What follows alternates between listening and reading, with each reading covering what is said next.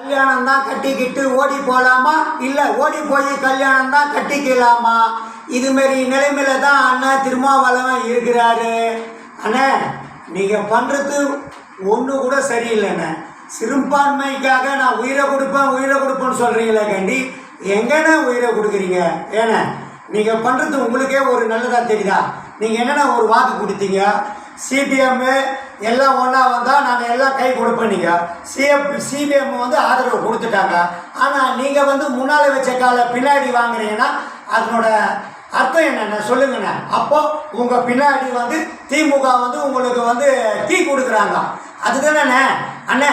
திமுகவில் 5 வருஷம் இருந்தீங்களாண்ணே, சிறுபான்மை மக்களுக்காக இதுவரையில் என்னென்ன பண்ணியிருக்கீங்க அதை கொஞ்சம் சொல்லுங்கண்ணே. கொஞ்சம் நான் வந்து ஒரு தனிப்பட்ட முறையில் ஒரு மக்களோட மக்களாக கேட்குறேண்ணே, சொல்லுங்கண்ணே. நீங்கள் ஆட்சியிலும் பங்கு அதிகாரத்திலையும் பங்குன்றீங்க, ஆனால் சிஎமாகணும்னு நினைக்கிறீங்களேண்ணே, இது உங்களுக்கே நல்லா இருக்கானே. அப்போ சிஎமாகணும்னு இப்போ நினைக்கிறீங்கள, அப்போ திமுக கூட கூட்டணி வச்சுருந்தீங்களே, அப்போ கேட்டுக்கலாமா? இல்லை ஸ்டாலின் ஐயாவை கேட்டுக்கலாம்ல, எனக்கு சிஎம் பதவி கொடுங்க. ஏன்னா ஒரு சின்ன பதவி கூட கொடுக்கல, தான் பிள்ளைக்கு துணை முதலமைச்சர் பதவி கொடுத்தாரு. ஆனால் உங்களுக்கு என்ன பதவி நான் கொடுத்தாரு? ஏன்னா 1969 அண்ணன் துரைமுருகன் இருக்கிறாரு. துரைமுருகனுக்கு என்ன பதவினா கொடுத்தாங்க?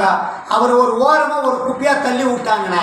இதெல்லாம் பார்க்கும்போது ஏன்னா எவ்வளோ கேவலமாக இருக்குதுண்ணே. ஏன்னா நீங்கள் வந்து நாங்கள் வந்து சிபிஎம் வந்து ஆதரவு கொடுப்போன்னு போட்டு சிபிஎம் முன்னே தள்ளி போட்டு நீங்கள் பின்னாடி கால் வாங்குறீங்கன்னா அதுக்கு அர்த்தம் என்னென்ன? ஆனால் இன்னொரு விஷயம் ஒன்று சொல்கிறேண்ணே, இது வந்து எல்லா மக்களுக்கும் தெரிஞ்சுதுண்ணே. ஓப்பனாக சொல்ல போனால் என்ன, ஆளுநர் வந்து பிஜேபியோட கைக்கூலி. ஆனால் நீங்கள் அதுக்கு தான் தோண போகிறீங்க. இப்போ வந்து சிஎம் முதலமைச்சர் விஜய் ஆகலைன்னா அடுத்தது என்ன ஆகும்? அதிமுக. அது எப்படின்னா 53 சீட்டு வச்சுன்னு எப்படின்னா அதிமுக மட்டும் ஆட்சி அமைக்கும். அப்போ நீங்கள் பின்னாடி அவருக்கு வந்து ஒத்து ஓதுறீங்களா? ஏன்னா அதிமுக ஆட்சியே இருக்கக்கூடாதுன்றீங்க, ஆனால் அதிமுக ஆட்சி இருக்கக்கூடாதுன்னு நீங்கள் வந்தீங்க. இப்போ அதிமுகவுக்கு நாங்கள் வந்து சிஎம் ஆகிறேன்னா, இதை நான் ஏன் சொல்கிறேன்னா, நானும் வந்து நியூஸை பார்த்தான்னு சொல்கிறேன். எனக்கு யாரும் மெசேஜ் கொடுக்கல, நியூஸை பார்த்துக்கிட்டு தான் இருக்கிறேன். அதுக்கு தான் உங்ககிட்ட பதில் கேட்குறேன். பதில் கேட்குற உரிமை, ஏன்னா நாங்கள் ஓட்டு போட்டிருக்கோம், தேர்ந்தெடுத்துக்கிற அந்த உரிமையில் நாங்கள் கேட்குறோம். ஏன்னா இன்னொரு விஷயம் என்னன்னா, குடியரசு ஆட்சி வந்துட்டா குடியரசு ஆட்சி யார் பண்ண போகிறது? மேலகரவங்க தான் பண்ணணும். மேலகரவங்க யார்? அண்ணன் சொல்ல தேவையில்லை, அது உங்களுக்கே தெரியும். அவங்க சொல்கிறது தானே அப்போ இங்கே நடக்கும் தமிழ்நாட்டில். அதுக்கு அர்த்தம் என்ன தெரியுமாண்ணே? இன்று போய் நாளை வான்னு வரும். ஏன்னா பிள்ளையார் முதுகில் எழுதிட்டு போனாங்க, பிள்ளையாரை வந்து சனீஸ்வரன் பிடிக்க வந்தாராம். அப்போ பிள்ளையார் என்ன பண்ணாராம்? முதுகில் எழுதி இன்று போய் நாளை வானாராம். மறுநாள் வந்தாராம், மறுநாள் வந்து முதுவை திருப்பி காமிச்சாராம். அப்படி தானே போவோம் குடியரசு காட்சி. அது பிற்பாடு வந்து தமிழ்நாட்டில் வந்து எலெக்ஷனே நடக்காதுண்ணே.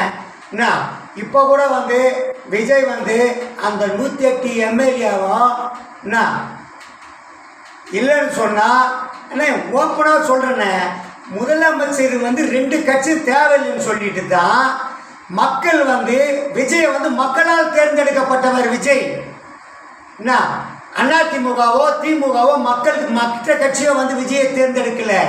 தமிழ்நாட்டு மக்கள் 2 கட்சியும் வேணான்னு சொல்லி தேர்ந்தெடுத்துக்கிறாங்க. என்ன அப்படி பார்க்க போனால் அந்த கட்சி கூட கூட்டணி வந்து நீயும் ஒருத்தர் தான். உங்கள் மேலே வந்து நாட்டு மக்கள் நல்ல மரியாதை வச்சுக்கிறாங்கண்ணே. அதை வந்து கண்டிப்பாக நீங்கள் பாங்க. அண்ணே வன்னியரசு அண்ணே, உங்கள் அண்ணனுக்கோ இல்லை மற்றவங்களுக்கோ போடலண்ணே ஓட்டு. என்ன உங்களோட கம்யூனிட்டிக்காக போட்டிருக்காங்க, அந்த மக்களுக்கு மரியாதை கொடுங்க. இன்றைக்கி வந்து நம்ம ஜெயிச்சிட்டோம்னு பேசாதீங்க அண்ணே. வன்னியரசு அண்ணே வந்து தாழ்த்தப்பட்ட மக்கள் ஓட்டு போட்டு நம்ம ஜாதி நின்றுக்குதுன்னு சொல்லி தாழ்த்தப்பட்ட மக்கள் ஓட்டு போட்டு வந்திருக்காங்க. அந்த இதில் கொஞ்சம் கவனம் செலுத்துங்கண்ணே. விஜய் வந்து இன்றைக்கும் சொல்கிறேன், நான் எந்த கட்சியும் கிடையாது. விஜய் வந்து மக்களுக்காக நல்லதை செய்யணும் வந்துக்கிறாரு. ஆனால் களவாணிங்க கூட சேர்ந்து கூட்டணி வச்சு கூத்தடிக்க நினைக்காதீங்க. இது வந்து பெரும் ஆபத்தில் முடியும். நாளைக்கு வந்து மக்கள் வச்சுங்கிற மரியாதை நாளைக்கு உங்கள் மேலே அது இல்லாமல் போயிடும். விடுதலை சிறுத்தைக்கு மேலே மக்கள் ஒரு நல்ல அபிப்பிராயம் வச்சுருக்காங்க. அண்ணன் மன்னார்குடியில் நின்றுக்கிறாரு. இன்றைக்கி கூட மன்னார்குடியில் எம்பி ஆனாருன்னா அந்த சிறுபான்மை மக்கள் ஓட்டால் தான் அண்ணன் மன்னார்குடியில் வந்து எம்பி ஆனார். அதிமுக ஓட்டோ திமுக ஓட்டோ இல்லை. இப்போவும் சொல்கிறேன், அந்த மக்கள் நேசிக்கிறாங்கன்னா இப்போவும் அந்தந்த ஜாதியை பற்றி தான் போகிறாங்க. ஜாதி எவ்வளவோ இருக்குது. இப்போ பார்த்துக்குங்க, பாட்டாளி மக்கள் கட்சியில் ஐயா ராமதாஸ் இருக்கார். அவங்க வீட்லேயே ஒரு பிரச்சனை. என்ன வெளிப்படையாக சொல்கிறேன் திருமாண்ணா, நீங்கள் வந்து திமுகவில் இருக்கீங்க, நான் இல்லைன்னு சொல்ல. ஆனால் திமுகவில் உங்களுக்கு என்ன அங்கீகாரம் கொடுத்தாங்க? நீ வந்து சிறுபான்மை மக்கள் சொல்லிட்டு உனக்கு துணை முதலமைச்சர் பதவி கொடுத்தாங்களா, இல்லை மினிஸ்டர் பதவி கொடுத்தாங்களா, எது கொடுத்தாங்க? எனக்கு கொஞ்சம் ஒரு விளக்கம் வந்து நீங்கள் ஓப்பனாகவே வந்து சேனல்லே கொடுங்க. என்ன அப்படி இருக்கும்போது அண்ணன் இப்போவும் சொல்கிறேன், உங்களை நம்பி ஒரு மனிதர் நின்று இருக்காரு. அது உங்களுக்கும் நல்லது, உங்கள் கட்சிக்கும் நல்லது. இப்போவும் சொல்கிறேன், நான் திருப்பி சொல்கிறேன். நான் நீங்கள் வந்து குடியரசு ஆட்சி வந்துட்டா அது நான் சொல்ல வேண்டியதில்லை. நீங்கள் பெரிய பட்டதாரி, நல்ல பேச்சாளி, உங்கள் மேலே நாங்கள் நிறைய மரியாதை வச்சுருக்கோம். இன்னும் அதனால் வந்து குடியரசு ஆட்சி வந்தால் என்ன நடக்குன்றது வந்து உங்களுக்கு தெரியும்.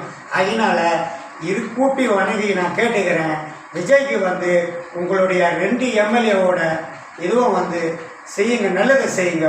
நாட்டில் நல்லதை நடக்கும். கண்டிப்பாக வந்து விஜய் வந்து உங்களுக்கு ஒரு நல்லதை செய்வார். உங்கள் கட்சிக்கு ஒரு நல்ல மரியாதை கொடுப்பாரு. தமிழ்நாட்டு மக்களுக்கு நல்ல மரியாதை கொடுப்பாரு. தமிழ்நாட்டு மக்களுக்கு நல்லதை செய்யணும் தான் மக்கள் தேர்ந்தெடுத்துக்கிறாங்க அவங்கள. இல்லைன்னு சொன்னால் இந்த 2 கட்சியை தேர்ந்தெடுத்துருக்கலாமே, ஏன் தேர்ந்தெடுக்கல? 2 கட்சியும் திருட்டு கட்சி. நான் 2 கட்சியும் கொள்ளடிச்ச கட்சி. அவங்க 2 கட்சிக்காரமே அவங்க குடும்பத்தையும் அவங்க பணத்தையும் அவங்க சொந்த மதியத்தையும் காப்பாற்றிக்க பார்க்குறாங்க. அதனால தான் மக்களே வந்து முடிவெடுத்து, என்ன உங்களுக்கு தெரியாத ஒன்றும் கிடையாதுண்ணே, விஜய் வந்து சாதாரண மாது கிடையாது. அவர் வந்து ஒரு நடிகராகி எவ்வளவோ சம்பளம் வாங்கினார். அதெல்லாம் விட்டு எதுக்கு வந்துக்கிறாரு?